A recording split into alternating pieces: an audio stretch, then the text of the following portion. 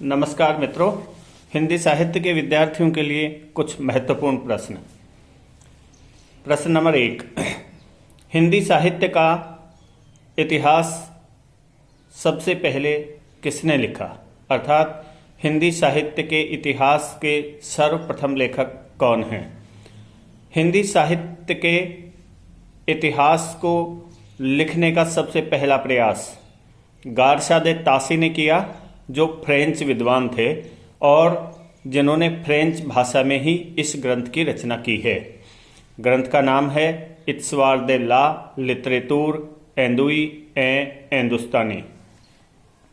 1839 ईस्वी में इस ग्रंथ का सबसे पहले और इसके पहले भाग का प्रकाशन हुआ और 1847 ईस्वी में इसके दूसरे भाग का प्रकाशन हुआ। हिंदी साहित्य के इतिहास को लिखने का द्वितीय प्रयास ठाकुर शिव सिंह सेंगर ने किया।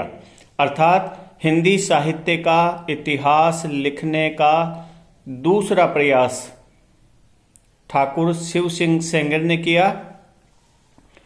हिंदी भाषा में और किसी भारतीय विद्वान के द्वारा किया गया ये पहला प्रयास है।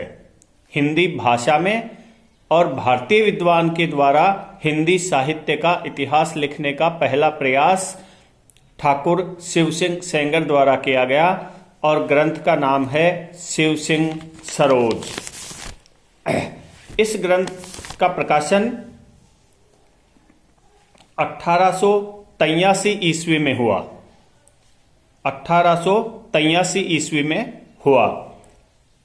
मूल रूप से इस ग्रंथ का प्रकाशन 1878 ईस्वी में हो चुका था, परंतु संशोधित रूप से इसका प्रकाशन 1883 ईस्वी में हुआ। ठाकुर शिव सिंह सेंगर, ग्रंथ का नाम शिव सिंह सरोज, 1883 में प्रकाशन और हिंदी भाषा में लिखा हुआ प्रथम हिंदी साहित्य का इतिहास तथा भारतीय विद्वान के द्वारा लिखा हुआ प्रथम हिंदी साहित्य का इतिहास। हिंदी साहित्य का इतिहास सबसे पहले लिखा गारशादे तासी ने, परंतु ये फ्रेंच भाषा में था, और दूसरा प्रयास किया ठाकुर शिव सिंह सेंगर ने, उन्होंने हिंदी में लिखा और ये भारतीय विद्वान है। हिंदी साहित्य का इतिहास लिखने का तीसरा प्रयास जॉर्ज अब्राहम ग्रियर्सन ने किया, जिन्हें जॉर्ज ग्रियर्सन कहा जाता है। इनकी पुस्तक का नाम था the modern vernacular literature of northern Hindustan. इसको हम आज the modern literature of Hindustan के नाम से जानते हैं। जॉर्ज ग्रियर्सन, ग्रंथ का नाम the modern vernacular literature of Hindustan, और इसका प्रकाशन हुआ 1888 ईस्वी में। 1888 ईस्वी में यह पुस्तक the Royal Asiatic Society of Bengal की पत्रिका में एक विशेषांक के रूप में प्रकाशित हुआ और स्वतंत्र रूप से यह पुस्तक 1889 ईस्वी में प्रकाशित हुई। पहला प्रयास गारशादे तासी, दूसरा प्रयास शिव सिंह सेंगर, तीसरा प्रयास जॉर्ज ग्रियर्सन। जॉर्ज ग्रियर्सन ने इस पुस्तक को अंग्रेजी भाषा में लिखा है और इन्होंने ही सबसे पहले शीर्षक देकर इसका विभाजन शीर्षकों में किया है। चौथा प्रयास मिश्र बंधुओं द्वारा किया गया। हिंदी साहित्य का इतिहास लिखने का चौथा प्रयास मिश्र बंधुओं के द्वारा किया गया और पुस्तक का नाम है मिश्र बंधु विनोद। मिश्र बंधु 3 भाई थे इन नामों की जानकारी भी हमें होनी चाहिए। पंडित गणेश बिहारी मिश्र, श्याम बिहारी मिश्र, सुखदेव बिहारी मिश्र, तीनों भाई मिलकर के और हिंदी साहित्य का इतिहास लिखा है, जिसका नाम है मिश्र बंधु विनोद। मिश्र बंधुओं द्वारा लिखी गई हिंदी साहित्य का इतिहास की पुस्तक का नाम है मिश्र बंधु विनोद। इसके का प्रथम प्रकाशन 1913 ईस्वी में हुआ और दूसरा प्रकाशन 1934 ईस्वी में हुआ। इस पुस्तक में हिंदी के लगभग 5000 कवियों को स्थान दिया गया है। 4591 कवियों को इस पुस्तक में स्थान दिया गया है। यह एक बहुत विशाल ग्रंथ है, जिसे एक बहुत बड़ा वृत्त संग्रह कहा जाता है। इन्होंने आरंभिक काल, माध्यमिक काल, अलंकृत काल, परिवर्तन काल और वर्तमान काल नाम से 5 भागों में विभाजन किया है। हिंदी साहित्य के इतिहास को काल विभाजन का प्रारंभिक रूप मिश्र बंधुओं द्वारा लिखित मिश्र बंधु विनोद में ही देखा जाता है। जॉर्ज ग्रेसन ने भी प्रयास किया था, लेकिन उन्होंने 12 शीर्षक देकर इसको विभाजित किया था। आचार्य रामचंद्र शुक्ल ने मिश्र बंधु विनोद को बड़ा भारी कवि वृत्त संग्रह कहा है।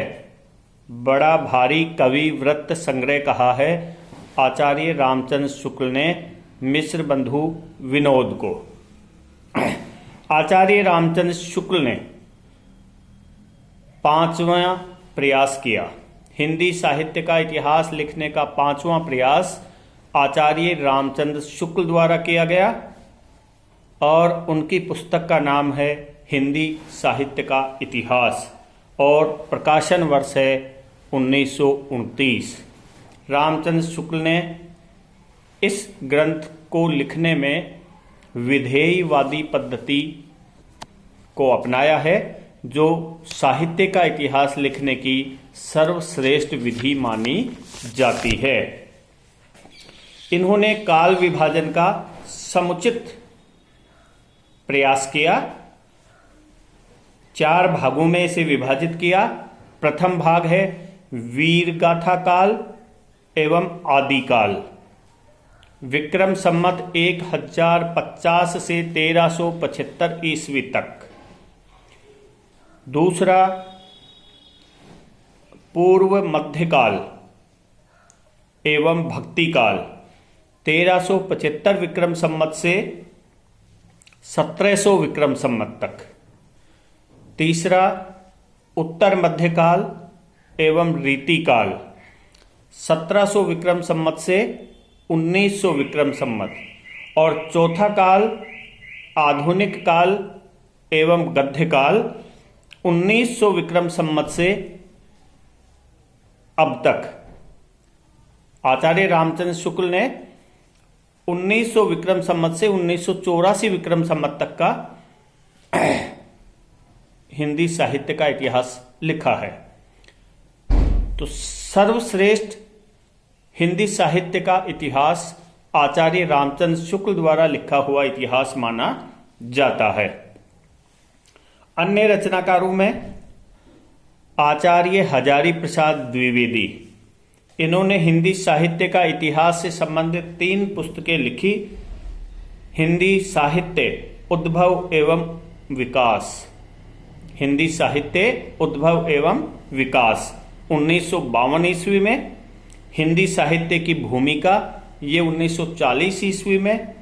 और हिंदी साहित्य का आदिकाल 1953 ईस्वी में। इसके अलावा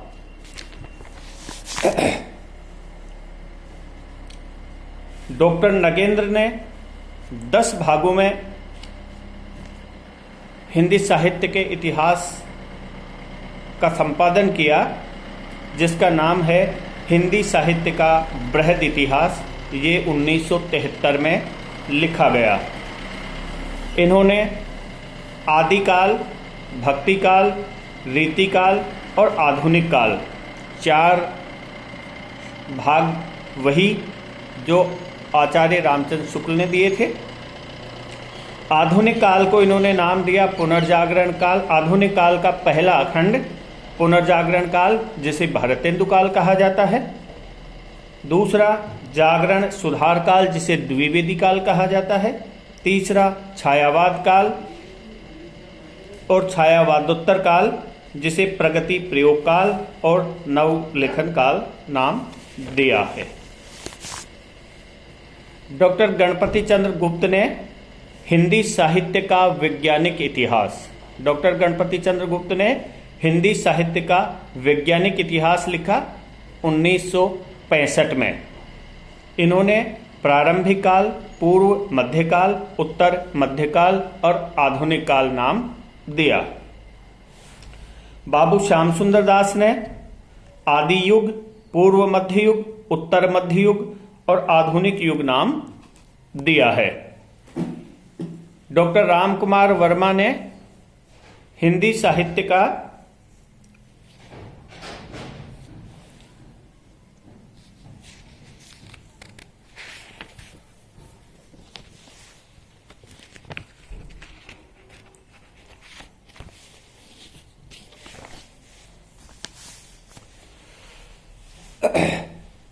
डॉक्टर राम कुमार वर्मा ने हिंदी साहित्य का आलोचनात्मक इतिहास नाम से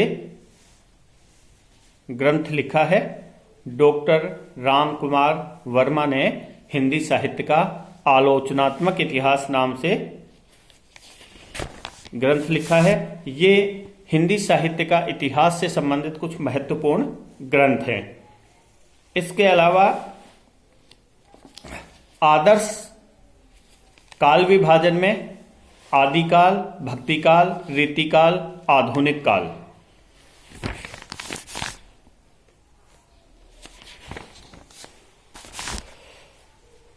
आदिकाल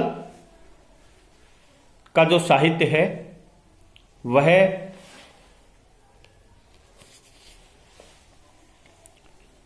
आदिकाल नामकरण पर भी बड़ा विचार हुआ है। आदिकाल नाम वस्तुतः हजारी प्रसाद द्विवेदी द्वारा दिया हुआ है। आदिकाल नाम किसने दिया? हजारी प्रसाद द्विवेदी ने। वीरगाथा काल नाम किसने दिया? आचार्य रामचंद्र शुक्ल ने। और महावीर प्रसाद द्विवेदी ने नाम दिया बीज वपन काल। डॉक्टर राम कुमार वर्मा ने संधि काल एवं चारण काल। चारण काल नाम जॉर्ज ग्रियर्सन ने भी दिया है। चारण काल नाम डॉक्टर ग्रियर्सन तथा जॉर्ज ग्रियर्सन तथा डॉक्टर राम कुमार वर्मा ने दिया है। राहुल सांकृत्यायन ने इसे सिद्ध सामंत काल नाम दिया। मिश्र बंधुओं ने आरंभिक काल कहा। डॉक्टर गणपति चंद्र गुप्त ने प्रारंभिक काल कहा है, साथ ही शून्य काल भी कहा है। डॉक्टर रमाशंकर शुक्ल रसाल ने जय काव्य काल नाम दिया है। वासुदेव सिंह ने उद्भव काल नाम दिया है। विश्वनाथ प्रसाद मिश्र ने वीर काल नाम दिया है। बच्चन सिंह ने अपभ्रंश काल नाम दिया है। इस तरह आदिकाल के नामकरण पर बड़ा मत विभिन्न रहा है, लेकिन सर्वसम्मत नाम आदिकाल माना जाता है। हिंदी के आदि कवि के बारे में भी अलग अलग मत हैं। हिंदी का पहला कवि सर्वसम्मति से सरहपाद को माना जाता है। सरहपा या सरहपाद को हिंदी का पहला कवि माना जाता है और यह राहुल सांकृत्यायन की मान्यता रही है।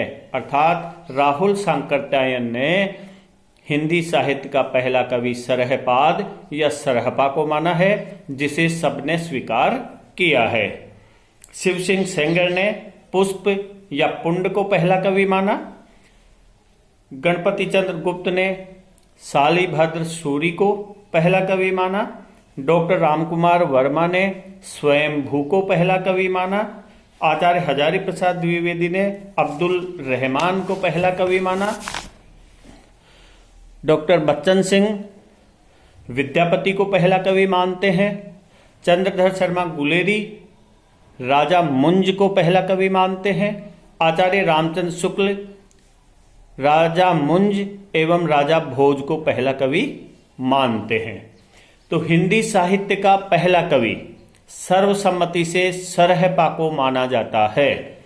और हिंदी साहित्य की सबसे पहली रचना देवसेन द्वारा रचित श्रावकाचार मानी जाती है।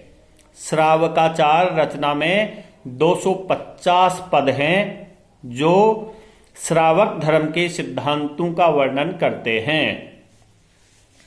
आदिकालीन साहित्य में रासो साहित्य, जैन रास साहित्य, सिद्ध साहित्य, नाथ साहित्य एवं लौकिक साहित्य है। रासो साहित्य, रासो शब्द की व्युत्पत्ति कैसे हुई, रासो शब्द क्यों दिया गया, किस आधार पर दिया गया। आचार्य रामचंद्र शुक्ल ने रासो शब्द की व्युत्पत्ति रसायन शब्द से मानी है। आचार्य हजारी प्रसाद द्विवेदी ने रासक शब्द से रासो शब्द की व्युत्पत्ति मानी है। हजारी प्रसाद द्विवेदी ने रासक शब्द से रासो शब्द की व्युत्पत्ति मानी है। गारसा दे तासी ने राजसू या राजसूई शब्द से व्युत्पत्ति स्वीकार की है। कविराज श्यामलदास एवं काशी प्रसाद जायसवाल ने रहस्य शब्द से इसकी व्युत्पत्ति मानी है। दशरथ शर्मा रास साहित्य से रासों की व्युत्पत्ति मानते हैं। विंध्येश्वरी प्रसाद पाठक और हरप्रसाद शास्त्री राजयश शब्द से रासो शब्द की उत्पत्ति मानते हैं, लेकिन सर्वसम्मत एवं निर्णायक मत रासक शब्द के लिए स्वीकारोक्ति प्रदान करता है। अर्थात रासो शब्द की व्युत्पत्ति रासक शब्द से मानी गई है। रासो साहित्य की प्रमुख विशेषताएं हैं। रासो साहित्य चारण कवियों द्वारा लिखा गया है। रासो साहित्य में आश्रयदाताओं के शौर्य और ऐश्वर्य का अतिशयोक्तिपूर्ण वर्णन मिलता है। रासो साहित्य में सामंती जीवन या दरबारी संस्कृति का प्रभाव दिखाई देता है। रासो साहित्य इतिहास एवं कल्पना का सम्मिश्रण है। रासो साहित्य में युद्ध और प्रेम का मूर्त चित्रण दिखाई पड़ता है। वीर और श्रृंगार रस की प्रधानता है। डिंगल एवं पिंगल शैली प्रयुक्त हुई है। छंदों का विविध प्रयोग रासो साहित्य में दिखाई पड़ता है। राष्ट्रीयता या राष्ट्र प्रेम का साहित्य है, लेकिन आलोचकों के द्वारा संकुचित राष्ट्रीयता का भाव इनमें मिलता है, ऐसा कहा गया है। रासो साहित्य की अधिकांश रचनाएं संदिग्ध हैं और अर्धप्रामाणिक है और इनमें ऐतिहासिकता का भी अभाव है, ऐसा आलोचकों के द्वारा कहा जाता है। प्रमुख रासो साहित्य पृथ्वीराज रासो चंद बरदाई द्वारा रचित है। बीशल देव रासो नरपति नाल्ह द्वारा रचित है। परमाल रासो जगनीक द्वारा रचित है। हम्मीर रासो शारंगधर द्वारा रचित है। खुमान रासो दलपति विजय द्वारा रचित है। विजयपाल रासो नल्ल सिंह भट्ट द्वारा रचित है। बुद्धि रासो जल्हण द्वारा रचित है। जल्हण चंद बरदाई के पुत्र हैं। मुंज रासो ये किसी अज्ञात कवि की रचना है। पृथ्वीराज रासो एक महत्वपूर्ण ग्रंथ है रासो साहित्य का। पृथ्वीराज रासो के रचनाकार चंद बरदाई हैं। चंद बरदाई का जन्म 1168 ईस्वी में लाहौर में हुआ। पृथ्वीराज रासो एक प्रबंधात्मक रचना है तथा हिंदी का पहला महाकाव्य माना जाता है। हिंदी साहित्य का पहला महाकाव्य और हिंदी साहित्य का पहला महाकवि पृथ्वीराज रासो एवं इसके रचनाकार चंद बरदाई को माना जाता है। प्रथम महाकाव्य पृथ्वीराज रासो, प्रथम महाकवि चंद बरदाई। इस ग्रंथ में वीर रस एवं श्रृंगार रस की प्रधानता है और 16,306 पदों में यह रचना लिखी गई है। छप्पय छंद चंद बरदाई का प्रिय छंद रहा है और इस ग्रंथ में 68 प्रकार के छंदों का प्रयोग हुआ है। इस महाकाव्य को 69 सर्गों में विभाजित किया गया है। इस ग्रंथ को 69 सर्गों में विभाजित किया गया है और इन सर्गों का नाम समय दिया गया है, अर्थात 69 समयों में यह ग्रंथ विभाजित है। इस ग्रंथ के नायक चौहान राजा पृथ्वीराज चौहान है। संयोगिता और पृथ्वीराज चौहान के प्रेम का इसमें विशेष चित्रण है। पृथ्वीराज चौहान के द्वारा प्राप्त की गई सफलताओं, विजयों एवं पृथ्वीराज चौहान